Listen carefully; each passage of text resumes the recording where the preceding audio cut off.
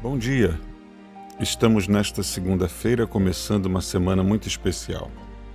Hoje é a segunda-feira da Semana Santa. Ontem foi o chamado Domingo de Ramos, quando o Senhor Jesus tem a sua entrada triunfal na cidade de Jerusalém, montado em um jumentinho, enquanto o povo alvoroçado estende as suas vestes no chão e também alguns ramos de árvores e em coro repetem: Bendito o que vem em nome do Senhor. Realmente parecia uma recepção calorosa e honrosa, isso se o Senhor já não soubesse o que o aguardava até o final daquela mesma semana, que seriam os piores dias da sua vida. Mas nesta Semana Santa eu quero te convidar a lembrar comigo o que aconteceu em cada dia daquela última semana terrena da vida do nosso precioso Salvador. Bem, o Evangelho de Marcos, no capítulo 11, verso 12, diz que após aquela euforia do Domingo de Ramos, se seguiram dias difíceis e sobre a segunda-feira de Jesus, narra-se o episódio quando ele amaldiçoou a figueira, que logo depois veio a secar, e fala-se também sobre a purificação do templo. Ao entrar no templo, Jesus demonstra toda a sua indignação com a bagunça que os homens faziam na casa de Deus, transformando os átrios da casa do Senhor numa feira livre. Sem nenhum temor, respeito ou reverência, os homens fazem negócios como em um mercado. Jesus então vira as mesas dos que estão vendendo coisas, vendendo animais para serem sacrificados. Jesus está, de fato, indignado com o que fizeram da casa de Deus. Casa essa que, nesta mesma oportunidade, ele lembraria a todos que seria chamada de casa de oração. O texto continua nos informando que também por causa desta atitude de Jesus, nesta segunda-feira os poderosos da época tentavam dar andamento ao plano que já tinham para tirar a vida do Senhor Jesus. Mas tinham receio do povo, porque, como está escrito aqui em Marcos 11, 18, diz que toda a multidão se maravilhava com as palavras do Senhor Jesus. Já no seu Evangelho, Lucas escreve no capítulo 19, verso 48, que estes homens não sabiam o que fazer para prender Jesus, porque toda a multidão, ao ouvi-lo, ficava dominada por ele.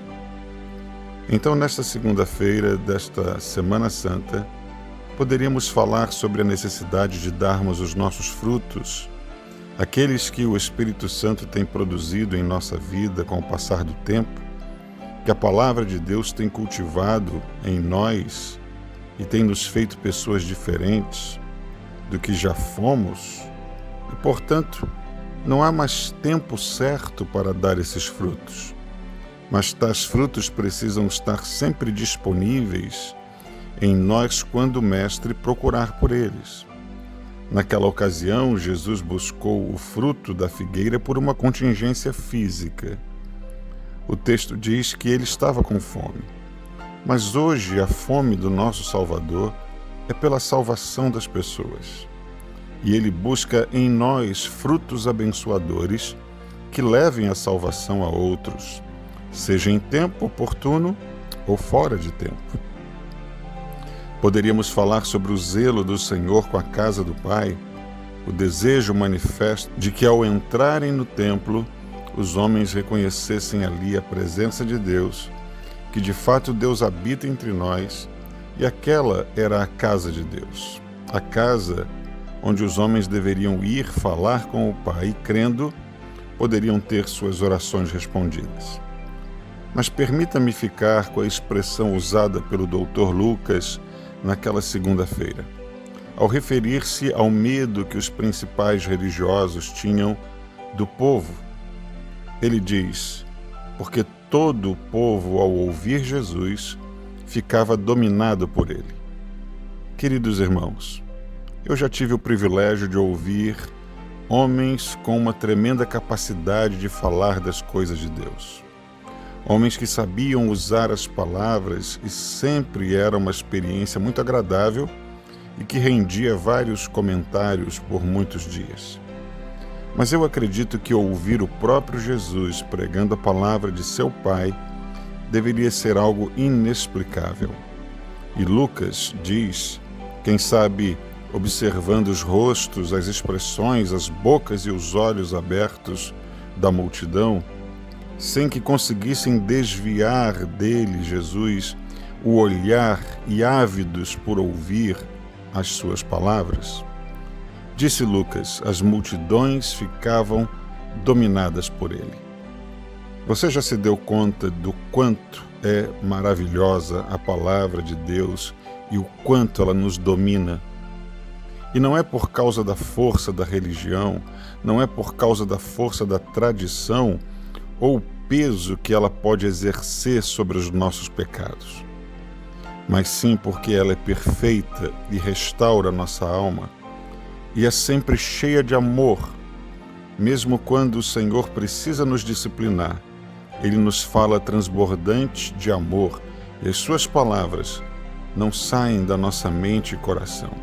E onde quer que estejamos, essa voz está viva dentro em nós e, graças a Deus, a doce voz do nosso Senhor nos domina.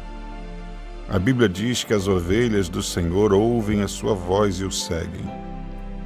Não há outra voz que nos domine como a voz do pastor das nossas almas. Lembre-se, precisamos dar prioridade a essa voz que domina o nosso ser. Mesmo quando os dias não são bons, essa voz estará conosco e nos guiará. Que o Senhor te abençoe e te dê uma excelente Semana Santa.